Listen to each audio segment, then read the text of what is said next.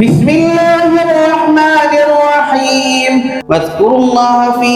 أيام معدودات فمن تعجل في يومين فلا إثم عليه ومن تأخر فلا إثم عليه لمن اتقى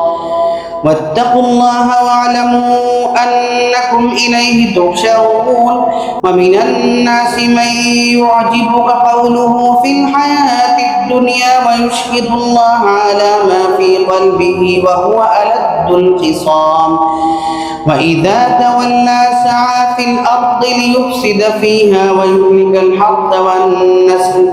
والله لا يحب الفساد وإذا قيل له اتق الله أخذته العزة بالإثم فحسبه جهنم ولبئس المهاد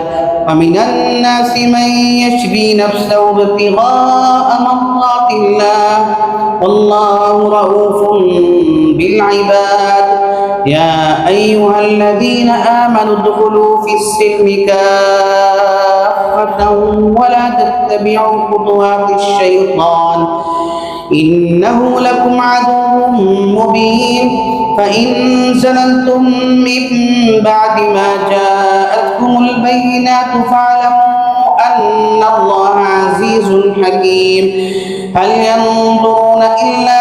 أن يأتيهم الله في ظلل من الغمام والملائكة وقضي الأمر وإلى الله ترجع الأمور